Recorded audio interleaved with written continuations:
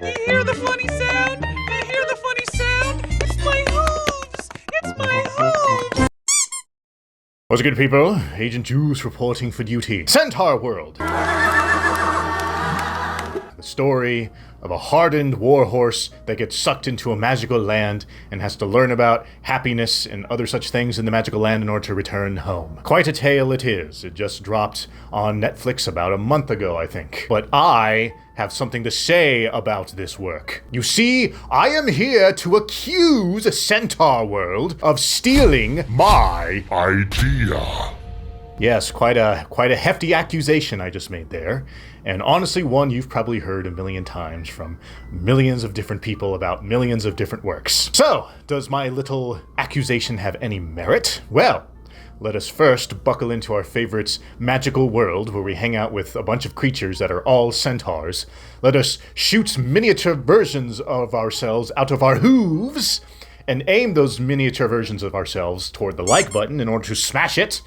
And let's go ahead and dissect this piece of work that I have accused! So, of course, first things first, let's go ahead and talk about the speed paint. This speed paint is of one of the main characters of Centaurworld, Wammawink, who is some kind of sheep woman. Her role in the show is she's kind of like the mother figure. She's the one who kind of watches over the other centaurs and kind of dotes over them and whatnot. And she does so in a very ecstatic and overbearing way, so hence the picture of her being very creepy in her desires to want to hug and help and pamper, because that's just kind of who she is. Honestly, as of right now, watching through the entire first season, she's shaping up to be my favorite character so far. So, you know, I'm gonna go ahead and draw my favorite character. Centaurworld tells the tale of Horse. Yes, that's her name. Her name is Horse. Horse was a warhorse in a war-torn world. And she had a rider named Ryder, and the two of them were about to do something special with a special key in order to specially help the horrible world and whatnot. But something happens where Horse was sucked into an alternate dimension where everyone is a centaur and happy and magical and whatnot. So, of course, the entire story is based around Horse wanting to get back to the war-torn world she's from in order to help Ryder and save the world and whatnot. It's a nice cut and dry story. Watching through it, it kind of reminds me of basically an edgier My Little Pony, because, I mean, it's essentially aping along those lines of, you know, the Centaur world is happy and hand-holding and whatnot, and it's magical, and so you're going to see a lot of similarities. Mainly, I mean, look at Wammawink. I mean, look at how much similarity she has to a certain pony, right? I'm sure I'm not the only one who made that connection, and honestly, she was probably based off of Pinkie Pie. Let's be real here. Overall, the story is about basically a fish out of water, and because of that, I now turn to my accusation. This cartoon stole my idea. Dagnabbit. What am I talking about here? Well, for any of you who are long-time viewers of mine, a couple of years ago, I want to say back in early 2019, one of the video series I was making was this thing called Road to a Cartoon. And it was about a cartoon I was making called MEANIE in HAPPYLAND. So the little YouTube series I made, it's called Road to MEANIE in HAPPYLAND, which is basically chronicling me trying to come up with an idea of a cartoon called MEANIE in HAPPYLAND. And what is MEANIE in HAPPYLAND about? Basically the exact same thing that Centaurworld is about. It's about a character, in this case my character is on a horse. He's actually a demigod named Adon. Yes, he's named after the dude from Street Fighter that sounds like the Monarch from Venture Brothers. I'm aware of that. But it's a cool name. Anyway, Adon comes from his own evil dark world that he's trying to conquer and rule, and he too is sucked into an alternate dimension where everyone is happy and hand-holdy, and he has to learn how to be friends with all the friendly denizens in order to return to his world. So basically, beat for beat, it is MEANIE in HAPPYLAND and the Centaurworld are really, really similar. Hence my accusation. Okay, honestly, obviously, Centaurworld did not steal my idea, okay? Because the concept of what if big MEANIE but in Happy World is not exactly groundbreaking. You know, it's a clever idea. You know, it's kind of funny how you take one character, and then thrust them into a world where they're not used to it. I mean, it's very tale as old as time kind of thing. So the fact that another cartoon came up with it is not at all surprising, especially because think about how long it takes to develop a cartoon. A few years at minimum, all right? If you're lucky, it's a few years. If you're not lucky, it's more like 10 years. Now, I want you to think about something. Think, right? Old meme is old. What big, prolific cartoon that lasted near a decade preceded Centaurworld, and in this case, in my case as well, MEANIE and HAPPYLAND, that happened to involve a bunch of colorful little animals in a magical world learning about kindness and friendship? It was Gen 4 My Little Pony Friendship is Magic, a massive smash hit. So it doesn't take a genius to realize that Megan Nicole Dong, the creator of Centaurworld, came to the same conclusion that I did, which is like, oh, this is kind of a funny cartoon. What would happen if you took like a big bad meanie? Oh, by the way, going along the same line, I'm thinking about it right now. What was the other big prolific show that happened during the 2010s that is super grim, dark, and gritty? Game of Thrones, right? So you got My Little Pony and Game of Thrones, two massively prolific works that pervaded the 2010s, right? And so you think, what would happen if My Little Pony plus Game of Thrones? So Megan Nicole Dong and I did the same thing, okay? So yes, I'm joking that she stole my idea, but no, she didn't. She just came to the same conclusion that I did. It would be funny if Game of Thrones but My Little Pony. And so she made her version, which is Centaurworld. And so invariably, things are gonna have to be similar. And at the end of the day, she beat me to the punch. You know, she made her cartoon before I could make my cartoon. So, we both have a character from a grimdark world. Both characters get sucked into a magical world full of like happy little denizens. Both characters have a strong desire to return to their old world because they have unfinished business there, and thus they have to go on some kind of quest to interact within this happy world. And of course, they learn things along the way, because that's what happens in Centaurworld, and that is what would happen in MEANIE and HAPPYLAND. Now, even though this show stole my idea, do I like it? Yeah, it has its charm. There are things that okay, here's the thing. Normally, when I talk about shows, I want to point out my biases, okay? Now, normally, whenever I bother to talk about a show, it's usually because I like it. Thus, I usually have a positive bias. For this show, I don't want to say I have a negative bias because it's not like the show is bad, but I have a, I guess for lack of a better term, an envious shake my fist bias toward the show because it stole my idea.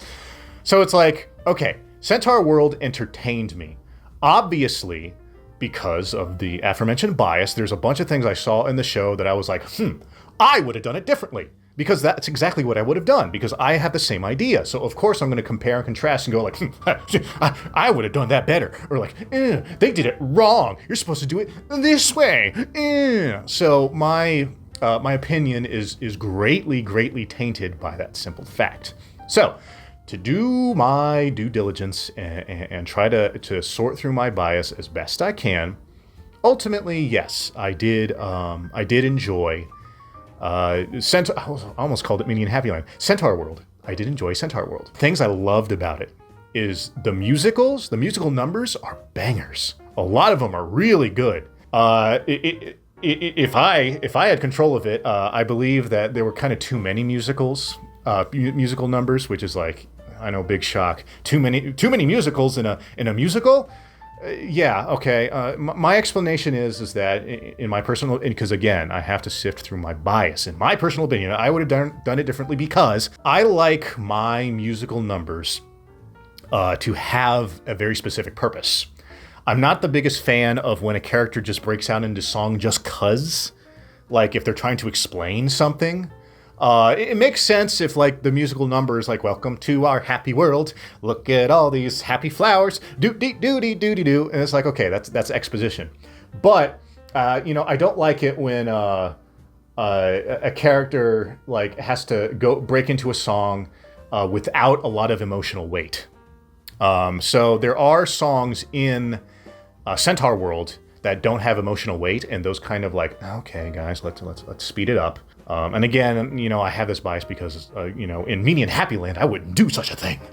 But when the songs are emotional and have an emotional drive, they are very good. Now, another thing I really love about Centaurworld, I have to give them due diligence, is their villain, right? The introduction to their villain, the Nowhere King. One thing I love about it is that throughout the season, there are allusions made to the Nowhere King, and he has like this nice little sing-song, a song that is constantly being sung throughout the world about, like, you know, the Nowhere King, blah blah blah blah blah.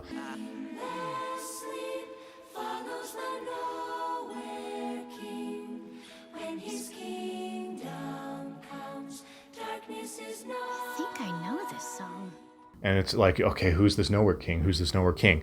If in MEANIE and HAPPYLAND I would have done it differently. And the way I would have done it differently is, I wish that there was more to the lead up of the Nowhere King besides just his song popping up here and there. Like the first time you hear the song, a bunch of like flowers sing it, and you know, Horse and the rest of the centaurs are just kind of looking around, going like, okay, that's a creepy song. I wonder what that's about. I kind of wish that the Nowhere King was a feared name, like a Horse would go like, so yeah, like the flowers are singing about the Nowhere King, and maybe one of the places they go to, the denizens go, oh, the Nowhere King, oh gasp, and they hide away, and then like Horse would go like, well, what's the big deal? What, you know, what's up with that, right?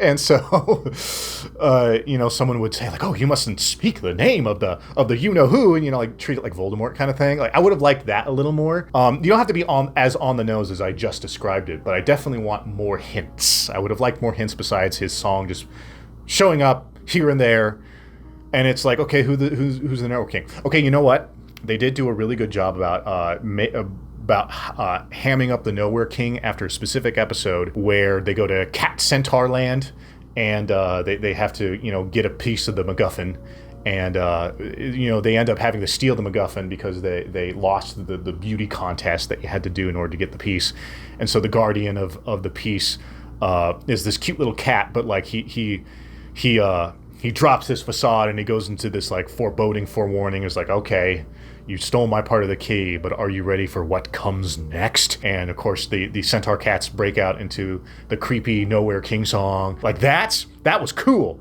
because that was more build up, right? I wish they had more of that for the build up of the Nowhere King, because the Nowhere King is boss. Like, I am hype. Megan Nicole Dong, you succeeded. You hyped me for your show that you stole from me. So to wrap it up, obviously I'm doing a bit here, okay? Centaurworld did not steal from me, okay? Even though I have documented evidence that I talked about my idea first, you know, because the first mention of Centaurworld came out in like September of 2019, and the first video of MEANIE and HAPPYLAND was much earlier than that. So aha, I did it first.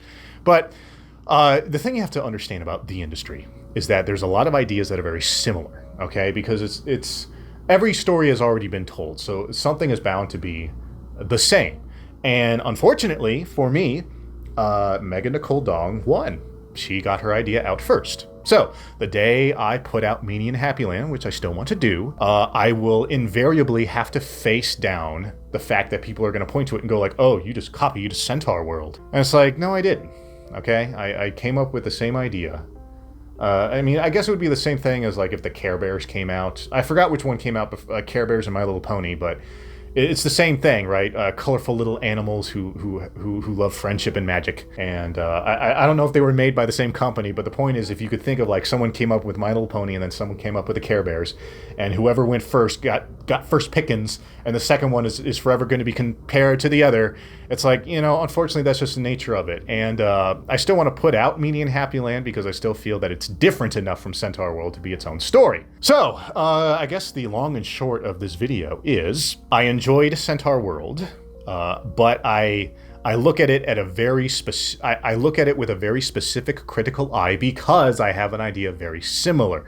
So when it deviates to what I believe would have been the superior option, obviously I'm going to turn my nose up and think, I would have done it better. And I wouldn't doubt that the day that MEANIE and HAPPYLAND is released and Megan Nicole Dong watches it, I would not be surprised if she says, oh, this plebeian stole my idea and he thinks he could do it better. Clearly, he has no idea how to make a story like this. Or she wouldn't. I don't think it matters. But anyway, I think we'll go ahead and wrap it up there for today. So you people know what to do here. If you like what you see and you want to see more, go ahead and tickle those sacred buttons. Go ahead and comment down below and share the video. Obviously, the sharing the video is good for the algorithm. But comment down below. Let me know what you think about this concept of ideas being stolen and whatnot. And do you believe in such a thing, or do you think? Just let me know your thoughts either way. Of course, I do have my Patreon subscribe star, so hit that up because I always do exclusive videos on there, and this month's exclusive video is out, so check that out. And if you wish to stalk me elsewhere on the internet, you can hit up my links here up on the screen. And of course, I always make the special mention to Minds.com because it is the alternative social media website that is, fighting the good fight against the establishment elites. And so yes, with all that said, I thank you for spending this time with me. I do hope you all stick around. And until next time, deuces. And don't steal my ideas.